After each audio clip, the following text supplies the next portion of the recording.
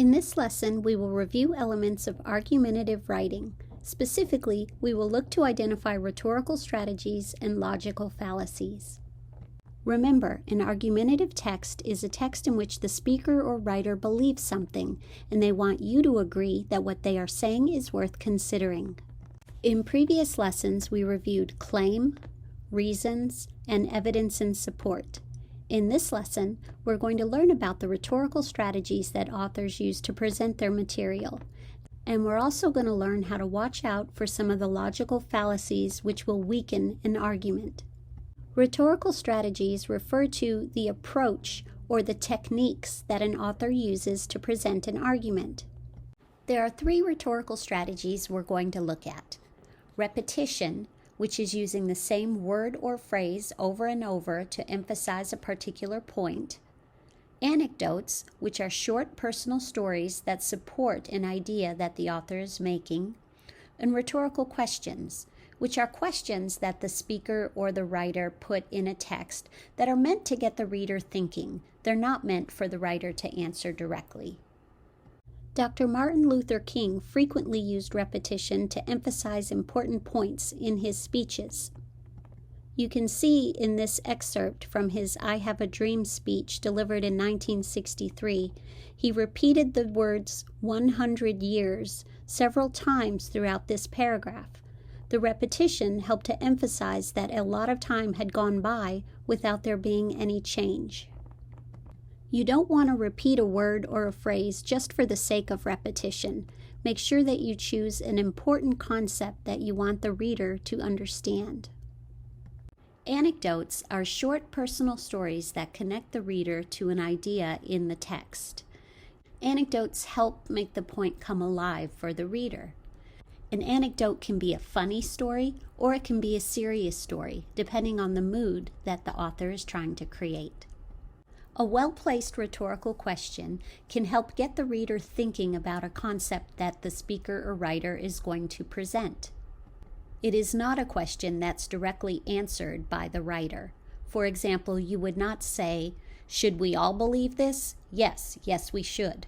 You wouldn't give an answer to a rhetorical question. It's used to stress a point, not to provide an answer. These are just three of the many rhetorical strategies that speakers and authors use. Now let's look at some logical fallacies. Logical fallacies are statements made that undermine the common sense of an argument. By undermine, we mean that they work against a person's logic and common sense. Logical fallacies make your argument weaker, so whether you're writing or reading, you want to watch out for them. One common type of logical fallacy is hyperbole. A hyperbole is an exaggeration. Statements like, "Everybody is buying this product," or "No one agrees with this idea," or "This can impact millions of lives." Those all contain exaggerations. Watch out for words like all, none, never, always. These can give you a clue that there is an exaggeration being made. Stereotyping is another type of logical fallacy that's often found in argumentative writing. Stereotyping means that the speaker or author is presenting a prejudiced attitude or an oversimplified opinion of a group of people. So concepts like all soccer moms drive minivans, or all motorcyclists must be in biker gangs, or men don't like romance movies. These are all ways of stereotyping a group of people. This is definitely something to watch out for when you're reading an argumentative text or you're writing. It will weaken your argument. The last type of logical fallacy we're going to look at is a circular argument. In a circular argument, the author or speaker tries to prove his thesis by simply finding a new way of saying the same thesis. For example, if you said, "People shouldn't gossip because it's wrong to gossip," you're basically saying the same thing. Or, "You need a college education to be successful because without an education you can't succeed." You're not introducing any new reason, you're just restating the claim in a different way. If you are writing an argumentative text, it's really important to brainstorm your reasons before you start writing. This can help you avoid circular arguments.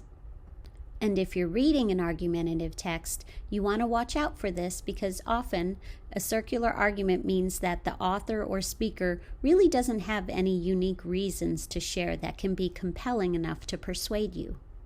To sum up, rhetorical strategies strengthen the argument and are used to emphasize an idea or a main point.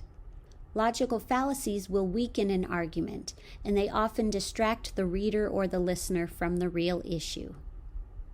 When you're reading an argumentative text, these are some things you want to make note of. They will help you better understand the argument that the speaker is making. First, you want to make note of who is writing or speaking. Who is your speaker?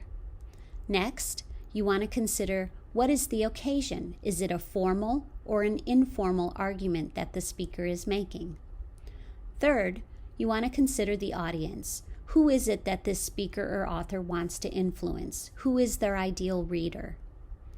Fourth, you want to consider the purpose. Why is this person writing or speaking? What are they hoping to achieve?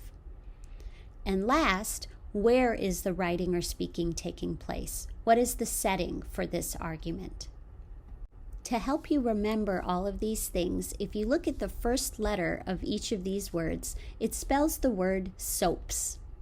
When a speaker or author is putting an argument together, they consider these 5 SOAPs to determine the tone that they want to create. For example, if they're trying to create a lighthearted, humorous tone, they're going to choose words that fit with that.